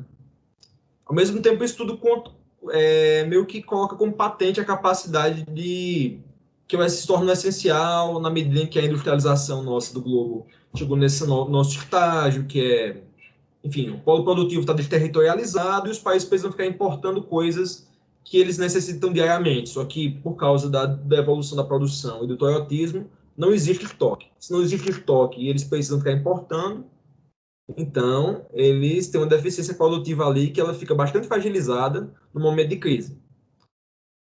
O que contrasta essa autonomia capitalista aí, na verdade, seria essa possibilidade que a China tem de planejar e mobilizar recursos. E essa mobilização, acho que vai ser mais o principal tema do próximo ponto, tá bom? Que é o tema ele recebe o nome de Quantitative Teoria Monetária Moderna e Respostas ao Choque Econômico. Tá certo? A crise, basicamente, todo mundo lembra um pouco, todo mundo que está aqui lembra um pouco como foi ano passado, né? Primeiro houve a crise de produção e depois houve a crise de demanda. Ou seja, uma de demanda, outra de oferta. Primeiro, na questão da oferta, de repente, o aparato produtivo global teve um choque, porque a Ásia parou e depois a reação foi que todo mundo foi fechando os polos produtivos, tentando parar, conter o vírus. Isso gerou um choque de oferta. No segundo momento, já é um choque de demanda, porque muita gente perdeu emprego, uma quantidade gigantesca de pessoas no centro do capitalismo perdeu emprego, ou seja, a demanda global para nesse momento, porque o consumo global já é dirigido por eles. Eu não vou nem falar no nosso caso aqui na periferia, que enfim, a mesma coisa se reproduz aqui. Né? Só que o impacto para a economia global é muito maior quando Reino Unido, Alemanha, Estados Unidos, França, o Japão param de consumir da China, e quando a China para de funcionar, do que quando a gente para, né? Isso realmente foi um negócio cataclísmico. Vocês lembram que deu 30 milhões de desempregados, né? Dos Estados Unidos, acho que por volta de maio, junho do ano passado. Foi o maior desemprego da história. E após esse momento, ele, enfim, começa a discorrer realmente sobre o impacto que isso tem na economia global, né? Só me engano, a economia americana ela encolheu de um trimestre para o outro, acho que do primeiro para o segundo encolheu quase 30%, e ele encolheu mais um pouco do segundo para o terceiro. Assim, ele vai colocando uma série de exemplos, tá? Essa pessoa que eu não vou ficar falando muito aqui, mas acho que todo mundo lembra que a crise foi bastante grave, bastante inédita também, pela aquela... acho que a principal coisa é que é o mundo parando todo ao mesmo tempo, da mesma forma. E por causa disso, isso potencializa qualquer crise regionalizada. Ele também coloca que isso necessariamente colocou todos os países que não tinham capacidade interna de poupança suficiente para segurar a crise, pela falta dessa poupança, todo mundo, a reação da população é uma coisa bastante grave, né? Que é basicamente não ter a escolha de parar de trabalhar. Se ela não receber um amparo ao governo, ela realmente vai ser forçada a trabalhar porque ela não tem condição de se manter. E isso não é só aqui. Mais cedo no texto, ele mesmo falou da proporção poupança em relação ao investimento, que nos Estados Unidos é baixíssima. A poupança que o americano tem à disposição dele é baixíssima. Ou seja, ele é forçado a trabalhar. E isso sempre potencializa cada vez mais a mesma crise, né? Isso também, ele começa basicamente a descrever como é que foi a reação do governo Trump ao que foi, enfim, o plano econômico de reação ao governo Trump. Eles soltaram uma quantidade gigantesca de crédito, esse crédito serviu para uma série de indústrias e também para refinanciamento de dívida da população, refinanciamento de dívida de indústrias, incentivo à indústria e também a uma ajuda emergencial de, salvo engano, $2.000 por pessoa. Ou foi 2.000 ou foi $1.000, eu não lembro muito bem agora. Em todo caso, isso vigiou durante o ano passado, e isso ocorre também paralelo a uma série de incentivos assim que o texto não coloca, mas é bom lembrar. Tem um deles que é um incentivo à indústria bélica. Tem um crédito bastante grande para a indústria bélica que acontece no passado, que ele vai junto da lei do orçamento. Tem um aqui que eu acho que eu vou citar, mas logo depois eu passo a palavra para o Alexandre, que ele está chamando ali. Esse eu achei bastante significativo, porque eles fizeram o seguinte, pegaram quase $500 bilhões e colocaram esse dinheiro à disposição do Fed, para que o Fed gerasse um crédito de quase 5 trilhões. Esse crédito, ele sim, seria disponível para as empresas. Então, notem, eles estão dando cerca de 10% do capital para 10% de 5 trilhões é fornecido ao Fed para o Fed gerar nova rolagem. Ou seja, eles transformaram o Fed momentaneamente num banco de investimento e desenvolvimento. Eles deram 500 bilhões do orçamento direto para servir como capital pago e, de repente, o Fed começou a atuar refinanciando a dívida. Isso é bastante significativo, porque isso não precisou gerar uma instituição nova, mas isso é em escala financeira colossal, certo? Isso está na página 8, isso. Tá bem de passagem, depois eu posso mandar o texto aqui no chat para vocês. Tá bom? Deixa eu passar para o Alexandre. Não, é só uma observação que é rápida, assim, que não vou criar muita confusão, não. Mas o estadunidense normal, o estadunidense médio, não tem o costume de gerar poupança porque o custo do endividamento dele é baixo, né? A taxa de juros doméstica para eles é muito baixa. Então, eles não têm o costume de criar poupança, porque entre criar poupança, abrindo mão de realizar gasto e pagar pelo investimento, na concepção deles, fica mais barato fazer o gasto e pagar o endividamento do que deixar de fazer alguma coisa para poder acumular valores, sabe? O único tipo de gasto que o norte-americano faz uma poupança de longo prazo é para poder pagar a educação dos filhos. Porque esse o custo é enorme e porque o endividamento recai sobre os filhos. E tem um livro, eu estava com ele aqui agora, esse aqui, chama de Vested. Ele mostra um indicador de endividamento da população estadunidense com a educação. É a segunda maior taxa de endividamento da economia dos Estados Unidos são com as pessoas pagando educação. É um negócio surreal. Inclusive, estão todos eles encalacrados. Aí o mineiro fala, né? Termo de mineiro é foda, né? Todos eles estão encalacrados com endividamento. E existe... eles criaram, não um sindicato, né? Como se fosse uma associação para poder questionar o Estado, para poder começar a dar meio que dar um perdão da dívida por conta disso, porque essa dívida está começando a estrangular essa população. Então, assim, o custo do endividamento para eles é muito mais interessante, até porque eles não trabalham com essa perspectiva de longo prazo, a não ser para esse caso de dívida.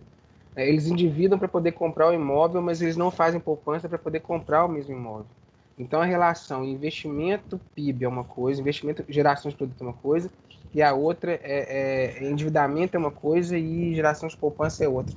Não funciona como uma teoria econômica tradicional que fala que você vai gerar poupança para poder construir investimento, porque eles estão pensando no gasto contínuo, criando mais receita para poder gerar aumento de produto, entende? É um negócio bem, bem diferente. Não, e enquanto sociedade, né, eles não precisam fazer poupança. Não, e enquanto sociedade, enquanto coletivo, né, eles não têm essa preocupação assim, econômica, macroeconômica nacional de ficar fazendo poupança ou estimular a poupança, porque como o próprio texto apresentou mais cedo, né, todo mundo sabe, os americanos eles dependem da poupança externa para reinvestir no próprio país, né, e esse dinheiro fica chegando lá como de investimento financeiro ou de investimento externo direto. Isso forma parte da excepcionalidade americana do século XX. É o único país que pode fazer isso. Então, fica fora do manual. Eles podem transferir os custos para fora, como já aconteceu na crise da dívida externa. Eles podem usar o próprio mercado ainda como elemento fundamental para atrair capital e para fortalecer o próprio poder, né? Quando tem que intervir na época da crise do petróleo, o petróleo eles subsidiam porque, claro, o famoso dilema de Triffin, né? Quando abre mão do padrão ouro-dólar, né? O que vai fazer? Ajuste da economia americana ou vai expandir? Né? Aí, bom, aí a realidade... Depois, elevamos os juros em uma situação excepcional, mas para atrair capital do mundo todo para nosso país. Né? Acho que tem uma mudança estrutural nesse sentido, porque a China está, se não deslocou, sim, exato, Alexandre, a emissão infinita. Isso falou, sabe quem? Claro, explicitamente se fala em momentos de crise, né? Alan Greenspan, quando foi sabatinado, a gente nunca se vai endividar, a gente imprime. Ou seja, algo que podemos falar numa mesa de bar, que é o fato aí, quantitative easing. O que é quantitative easing?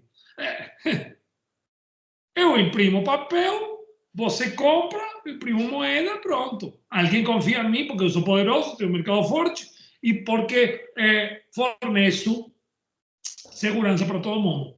Tá, ok. Só que agora muda um pouco acho que tem uma mudança estrutural por duas razões. Eu queria chegar a esse ponto, não sei se no final, que é a questão dos bens públicos e o plano quinquenal. O último, 14º. A China já vai ultrapassar essa isca de mercado doméstico dos Estados Unidos. Se não ultrapassou, já está. 400 milhões de pessoas na China na classe média e para 2025, 30, eles prevêem duplicar a classe média chinesa. 800, 700 milhões de pessoas. É uma loucura. Então, por essa razão não tem decoupling, né? Desacoplamento. Por isso as empresas não saem da China. Podem deslocar a produção para Vietnã, mas não saem da China. Isso é um elemento fundamental. A dupla circulação, em grande medida, é isso. E eu acho que isso é uma mudança estrutural. Porque o mercado americano está com sérios problemas. A dívida americana não vai estourar pela dívida, do meu ponto de vista, vai estourar pelas desigualdades e as contradições internas. Uhum. Então, o que o Alexandre colocou da educação, eles já têm uma margem de 20%, 30% de inadimplência, já sabem disso. Uhum. Mas eles apertam. As grandes empresas vão cobrar seu tratamento de Covid e você vai ter que vender a casa, como aconteceu com o cara agora. Eu preferia ter morrido, falou. Um cara em Seattle. Claro, tiraram a casa dele para pagar a dívida da internação do Covid, os 15, 20 dias com oxigênio. Por que não me deixaram morrer? Essa lógica continua nos Estados Unidos. A menos que venha alguém, coisa que não vejo, fora do establishment, a falar, vamos criar um sistema de saúde como no Canadá, uma refundação.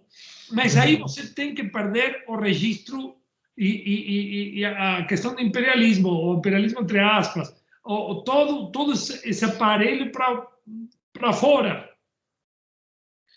E focar para construir trem de alta velocidade, moradia digna, infraestrutura que cai aos pedaços. Não estou falando do que acontece, tá? Mudar os sistemas de metrô, eletrificar tudo. Né? Ferrovias dos Estados Unidos é um desastre, não interconecta nada. Você demora 1.300 quilômetros em 20 e tantas horas e você, no mesmo período, você demora 5 horas na China, com o trem de alta velocidade. Então, essa contradição é um problema doméstico, né? Que tem seu correlato nessa mudança estrutural e o poderio do renminbi, que eles não têm nenhuma presa, e Bruno me corrige, em ser moeda internacional, mas eles estão fazendo testes com moeda digital, né? Moeda digital do Estado. Eles não têm presa para isso. Nos Estados Unidos, o Biden, não sei se vai mudar muito as policies. Agora tem uma injeção impressionante para ajuda, mas é mais do mesmo, entendeu? Eles podem fazer isso? Pode. Mas a questão estrutural está mudando. As empresas e a capacidade de dívida têm um limite. Né? Estourou na bolha dos imóveis. Agora, a pandemia mostra uma cara crua disso. E a cada salto crítico, a China acelera seu crescimento. E aí vem todas as teorias ocidentais, né? Economias, de que a bolha chinesa, a China não é uma bolha, não. A metáfora com as finanças não é, porque tem cidades fantasmas. Agora ninguém fala mais de cidades fantasmas porque estão sendo ocupadas. Então, não é bolha, não. Tem moeda soberana. Bolha é uma metáfora do mundo financeiro que não encaixa para entender a China. Eu não estou falando que não vai entrar em um processo crítico, mas os desafios da dinastia governante, do Partido Comunista, estão sendo enfrentados. Goste você do Partido Comunista, goste você da China ou não goste, não me interessa. Estão sendo enfrentados. O plano quinquenal é uma obra de arte do planejamento. E para montar esse troço, chamaram as 9 cabeças mais importantes em cada área na China. Eram do partido, não era, não interessa se eram, tem vários que não eram. Tá? Saiu uma matéria muito boa em South China Morning Post, que eu salvei porque um é o Justin Ifulin, o primeiro. O taiwanês que se escapou de Taiwan em 79, né? Nadando da ilha pequena, ou não de Taiwan, né? E não é do Partido Comunista e nem tão benquisto assim pelo partido. Mas ele foi chamado para poder integrar. Ele é o consultor número 1 do partido. Ele também, cara, esse cara fez doutorado em Chicago e não virou neoliberal. Ele aplicou tudo o que aprendeu para características chinesas. O papel do Estado fundamental no desenvolvimento. É a única coisa universal que ele falou na fala dele. Não, cada país tem que achar seu caminho. Mas tem uma coisa que não vai mudar nunca: o papel do Estado fundamental, senão não tem. Pronto. Aí pegou um elemento. Ele fez doutorado em economia em Chicago. A mulher fazia em outro lugar, né? Ele voltou, montou o primeiro MBA na Universidade de Beijing. Não existia isso. Aí todos os empresários estavam circulando como abutres, né? Como urubus, né? Agora o mercado, todo esse papinho que a gente aqui, com Paulo Guedes, já conhece. Fala, não, calma, aqui a coisa tem que ser entrosada. O cara tem visão além disso, o cara vai além dessa pequena coisa. Ele convenceu esses empresários de que a abertura tem que ser controlada e que eles vão ganhar muito dinheiro se a coisa for organizada a partir de, né? MBA. Bom, ele foi o primeiro a ser chamado. Ele não era do Partido Comunista porque por muito tempo tinha medo de ser um espião da Taiwan e tudo isso. Não era. Né? Mas, então, estamos frente a um desafio, mais um, que o governo chinês enfrenta um desafio, e a bolha não estoura. Estão esperando estourar a bolha, estão falando a mesma coisa desde 2000. O amigo, agora sim, o Branko Milanovic não tem nada a ver. O Branko, Branko boa gente, mas ele fala de coisas que eu acho que ele foge do seu foco. Desigualdade, excelente. O amigo da Mariana, do Shampoo, que está esperando a implosão do Partido Comunista desde o ano 2000, né? E usa a teoria da modernização para entender isso. Pelo amor de Deus, não existe. E sabem quem falou não existe isso?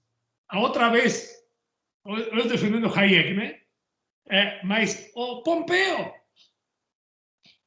Pompeo, nesse discurso anti-chinês forte, que tem um monte de fake news aí, mas Pompeo falou uma coisa para gente, esse é o partido leninista. Pompeo no discurso foi claríssimo. O Partido Leninista, vivemos enganados 40 anos, achando que ia ser como a gente. Pompeo. Ou você, bobo, você abriu, avisa para a Academia Americana, né? Sim. Alguma vez os chineses negaram ser, o Partido Comunista negou ter uma linha leninista, Marx, Lenin? Nunca. Nunca. Com características chinesas. Beleza. Não interessa. A fala de Xi Jinping no aniversário de Marx tem que ser ouvida. Porque é impressionante. É impressionante. Eu aprendi uma coisa nesse explorar a China e tudo isso. Eu aprendi a escutar eles e a levar a sério o que está escrito. Propaganda, pessoal. Não, a China é um país passivo. Tem coisas mais complexas aí. E a entender que a dialética forma parte da vida chinesa, que é anterior a Marx. Mas Marx se encaixa como uma luva, gente. Hegel e Marx. Na dialética chinesa. Então, por isso, eu acho que a entrada da modernidade via o marxismo ela encaixa perfeitamente na... Esse elemento, tem muitas coisas que são ocidentais que eles rearticulam e reformulam. Uma delas é a comunidade de destino compartilhado. Sensacional isso. Tem muito a ver com o chinês, mas a primeira vez que falou, acho que foi Edgar Morin, falou isso. Que estudou de economia Justin E. Fulin.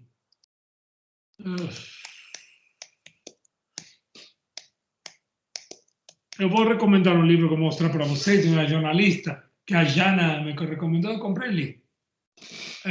A Era da Ambição, de Osnos. Conhecem? A Era da Ambição é de leitura... É um jornalista, tá? Americano. Do New York Times, eu acho. Ou da New Yorker, não sei. Não é pro-chinês, ao contrário. Ao contrário, porque destaca pontos de vícios da China, lógico. Mas eu recomendo. Diria que não é um anti-chinês, mas não é um pro-chinês. Tá? E descreve toda essa situação do enriquecimento de repente, né, da loucura, né, da época, talvez, Alexandre, de Hu Jintao, né, e que cresce a desigualdade também. Né? Eu estava rindo porque estava lendo, ele conta a história de Justin E. Fulin, e ele vai e volta. Os capítulos são histórias diferentes, ele volta a história de E. Fulin. Ele fala E. Fulin, né, Justin, depois... Mas que eu não conhecia, assim que aprendi com ele, né? A Era da Ambição. Se alguém tiver aí o negócio, o Bruno, o Samuel, coloca aí o link. É um livro de um jornalista, tá? Alexandre. Não, é coisa rápida e está relacionado com o texto. É porque o Mickey e o companheiro dele chinês, que eu esqueci o nome, ele está falando das capacidades e aí, como você mencionou o pacotão dos Estados Unidos, para mim o pacote dos Estados Unidos ele é sintomático do quão é problemática a sociedade e a economia norte-americana atual. Nunca, é o maior pacote de recuperação, ele é um pacote de recuperação de uma ousadia, de um tamanho que os Estados Unidos nunca precisou usar isso. Eu vou usar padrão Lula de falar, nunca na história daquele país foi necessário um pacote desse tamanho. Os republicanos votaram contra, eu vi hoje. Estão votando... Todos eles votaram contra. Nenhum votou a favor, falou que era uma espécie de populismo, usando dinheiro público e por aí vai, mas eu acho que eles estão ainda seguindo aquela cartilhazinha tosca do Trump. Mas isso mostra o quanto a sociedade estadunidense já caiu numa vala comum que ainda não está totalmente claro para eles em relação à desigualdade de renda, em relação a rendimento do emprego, as oportunidades e por aí vai, porque a gente está vendo estadunidense tendo 2 empregos e não é o Júlio, né? Porque se fosse o Júlio estava ok. O Júlio é negro e pobre e mora num bairro fodido na periferia. Mas o estadunidense branco, normal, de renda média, para poder manter o padrão de consumo dele hoje, ele tem 2 empregos. Né? Então ele está sendo obrigado a fazer uma imersão, uma incursão na nossa realidade latino-americana, que é bem interessante. E isso para o estadunidense é uma derrota gigantesca. Por isso a ousadia do plano, porque é uma população com uma desigualdade de renda muito grande, está crescendo muito. E aí você tem que vir com um pacotão que, se não tivesse a emissão do dólar, não tinha condição de fazer um pacotão daquele nível, para poder trazer um pacotão que é um negócio surreal. É PIB de país, né? É PIB de país, aquele pacotão. É um pacotão que, no caso do Brasil, resolveria nosso problema, pelo menos. É o PIB do Brasil. É o PIB do Brasil. Como é que não resolve nosso problema? Se der outro Brasil pra gente... Resolveria nosso problema por 50 anos, se fosse bem aplicado por um governo minimamente organizado. Não precisa ser melhor, não.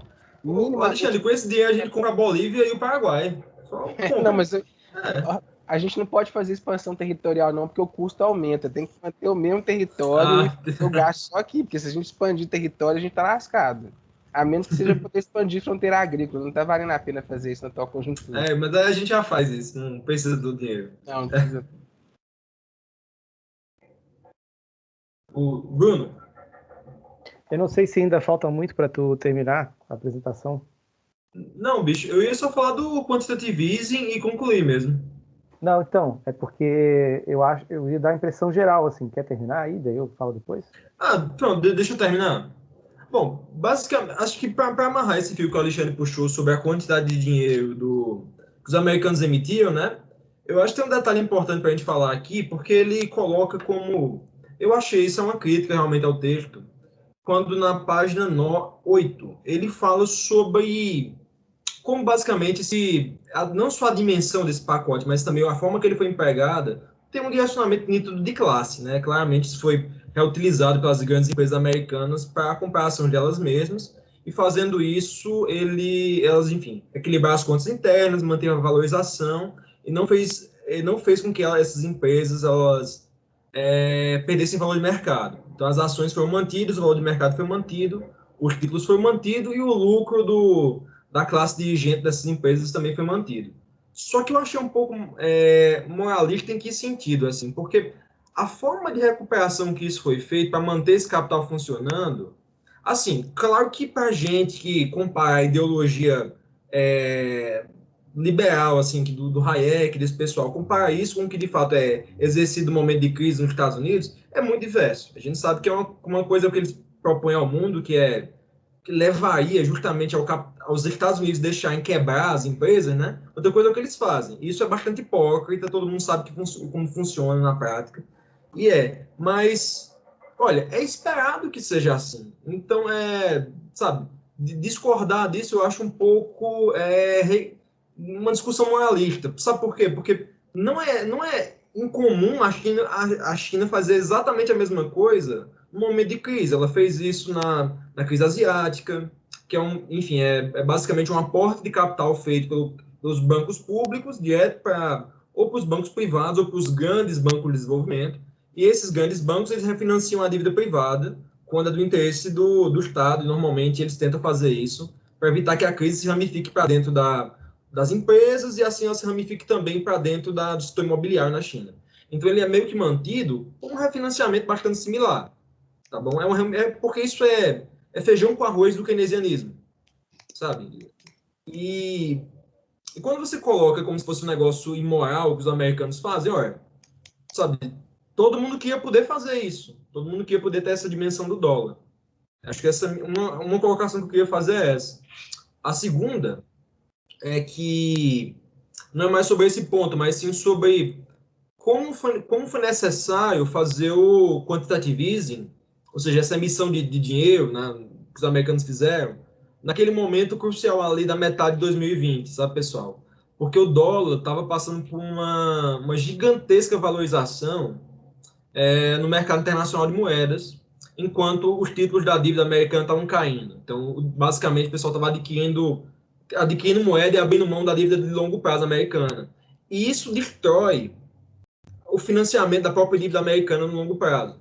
Porque se o título da dívida está começando a desvalorizar, enquanto o dólar está valorizando demais, você gera uma sobrevalorização do dólar no mercado doméstico americano. E aí você acaba com o potencial da indústria americana de fabricar coisas domesticamente. Eu não sei se eu estou sendo muito claro aqui, mas basicamente, se o dólar valorizar demais, os americanos não têm como produzir, então eles fecham porque eles não têm como pagar o pessoal. Então, na prática, se os americanos não fizessem uma emissão de dólar, o dólar ia continuar valorizando daquela mesma forma. Então, é meio que esperado que isso fosse acontecer para voltar, porque só assim você volta para o estado anterior basicamente, da cotação do dólar, volta para o estado anterior e volta para o estado anterior também a dívida de longo prazo americana. Você está fugindo do texto, eu acho. Não está Não, é porque... Não, é que tá. Eu estava falando disso para relacionar com esse terceiro ponto, que é essa resposta americana à crise. Do lado de lá, a gente sabe que o que a China fez. A China conseguiu mobilizar uma quantidade de capital gigante, conseguiu amparar os setores produtivos chave dela, e ao conter a pandemia, ela também conseguiu com que tudo pudesse voltar à normalidade muito mais rápido. E isso meio que é a chave da retomada do crescimento da China no ano passado, né? Os dados estão no texto, tá bom? Concluindo, o prognóstico que isso nos coloca é um prognóstico realmente bastante significativo, sabe? Porque os americanos não conseguiam recuperar a economia deles e seguem, pelo menos pelos próximos 5, 10 anos, são a principal economia do globo. E esse relacionamento com o comércio exterior, ele é muito grave. Os americanos ele não conseguem mais manter aquela normalidade de antes, e do outro lado, a Ásia está se reequilibrando, meio que se reequilibrando ao redor da China. Então, isso muda as relações no continente asiático necessariamente. Por mais que a gente esteja vendo um rebalanceamento americano no continente asiático, tentando reestruturar alianças que ele tem na região, isso vai de encontro à nova realidade econômica do continente. Você não tem como forçar, por exemplo, a Coreia do Sul ou até mesmo o Japão a contrastar diretamente com a China, porque afinal eles são grandes parceiros comerciais, eles têm a dependência bilateral ali foi intensificada pela crise. E a tendência é que isso permaneça nos próximos anos. Ao mesmo tempo, essa reestruturação é o que dá margem para o grande argumento do texto, que é o argumento do reset global. Porque é isso que abre espaço para que a gente entre nessa nova era, onde começa a se fundar uma multipolaridade, uma multipolaridade que é fundada nesse centro econômico da Ásia, né? A Ásia enquanto centro econômico do mundo, puxando justamente a resposta global a essa crise econômica e a crise sanitária. Essa estrutura vai continuar. Essa estrutura que está se formando agora, ela não vai simplesmente deixar de existir amanhã, não. Ela permanece, né? Eu acho que ele acaba provando o principal argumento dele sobre o reset nesse texto. Então, eu acho que é isso, a apresentação enfim, obrigado, pessoal. Só uma ressalva que foi colocado aqui. Qual é o pacote de ajuda de Biden? Que é 1 tri e quanto? Bruno? É maior que o de Trump, mas eu não sei, não. Quanto é, Alexandre? 1,5 tri. Quanto? 1,5 tri. Para que você tenha uma real dimensão da diferença. Eles estão colocando 1,5 trilhões para a economia, né? A China vai investir 1,4 trilhões de dólares só para a indústria de semicondutores, tá? Só para os semicondutores, até 2025. Eu acho que nós temos aí uma real dimensão primeiro do papel do Estado, né, como indutor, o objetivo de atingir a China no plano quinquenal a liderança tecnológica e o problema que tem na questão dos semicondutores, que implica várias coisas, né? Contratar e duplicar salários de japoneses e coreanos para trabalhar, montar fábrica, 1,4 trilhões só para chegar à liderança, autoabastecimento de semicondutores frente à guerra de Trump, né? Sim, 1,9 pode ser, sim. Estava vendo 1,9, sim. Mas, de qualquer maneira, um setor, 1,4. Vem falar para a ciência e tecnologia, que eu vi outro dia, que é uma coisa impressionante. Né? Bruno, quer fechar aí? Eu queria só dar uma impressão do texto, né? Eu gostei porque ele fez um apanhado de discussões que são relevantes. No início ele faz bem teórico, né? Tenta resgatar autores como Paul Kennedy, Arrighi, né? Bacana, interessante. Mas depois ele vai para o grosso, que é falar sobre questão tecnológica, que é o grande digital economy, inteligência artificial, que esse é o grande lugar de disputa que existe, né? O que a gente está falando aqui, em relação à China ou Estados Unidos, é quem vai ter a capacidade de fazer com que esse momento que já é de reset, ele fala que vai ter um reset global, mas ele já é, porque é uma mudança que já está em curso agora, né?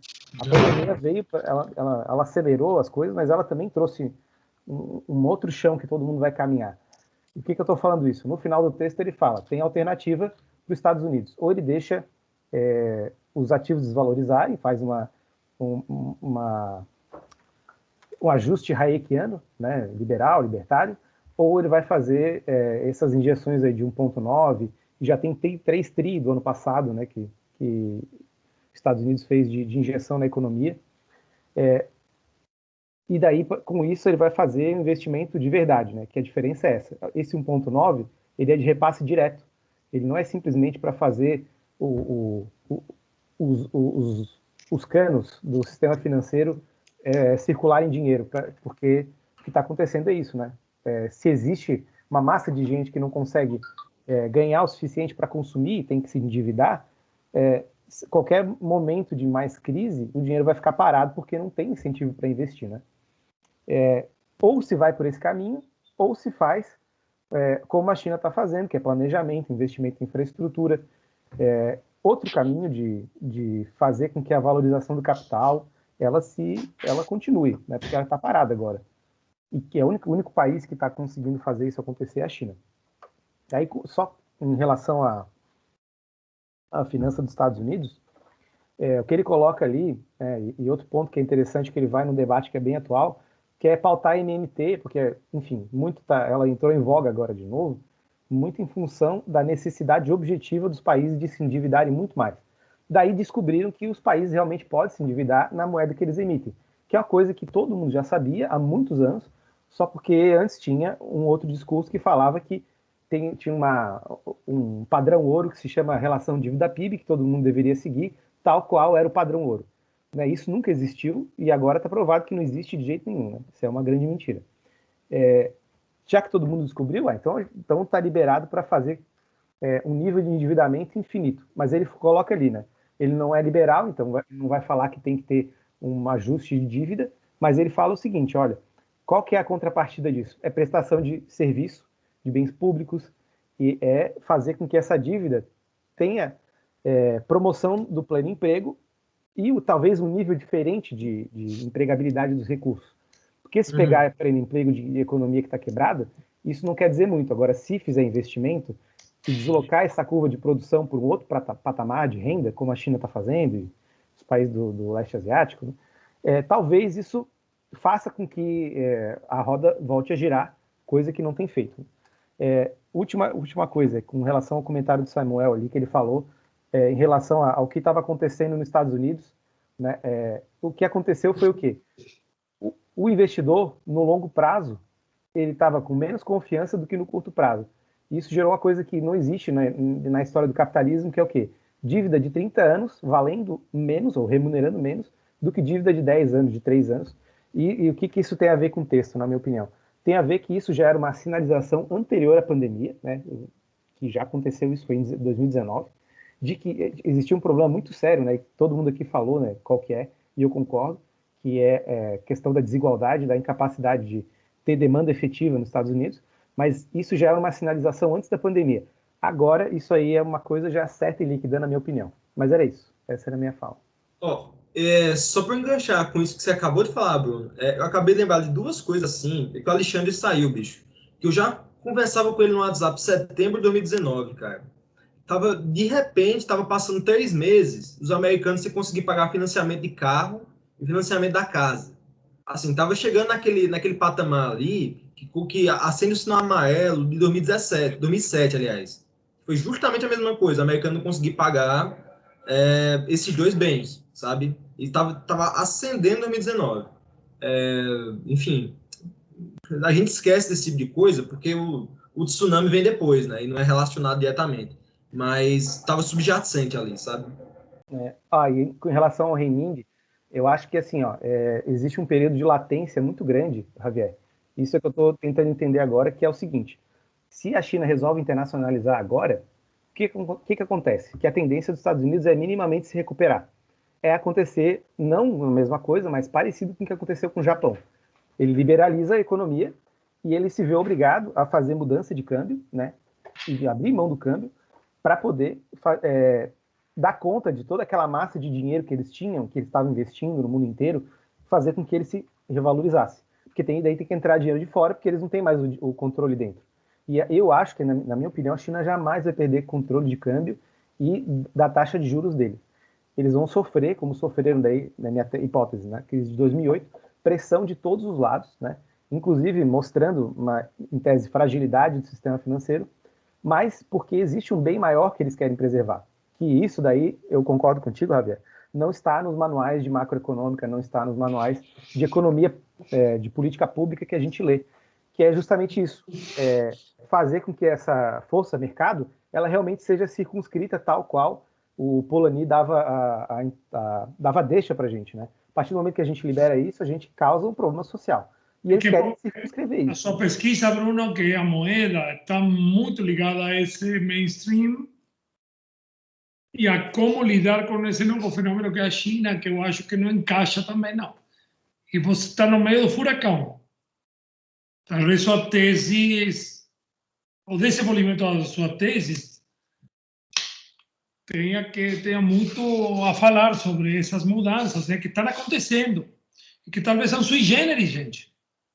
Moeda digital do Estado, porque Bitcoin já é uma coisa nova, mas é mercado puro financeiro e é especulação. É fraude. Agora, é em outro patamar, mas vocês observaram o cara da Tesla comprando, ele manipula. Quem tiver dinheiro pode manipular isso. Agora,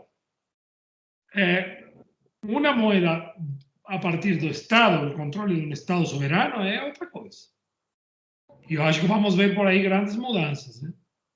Gente, vamos ir fechando. Eu acho que começamos... Que horas começamos? 12h20, por aí. 12h20. Já temos... bom demais, 2 horas. Vamos colocar as reuniões de 1h30 como limite, as próximas. Só para colocar um limite como reunião normal. A gente pode ficar conversando muito tempo. Então, nesse momento, eu paro de gravar, gente. Ok?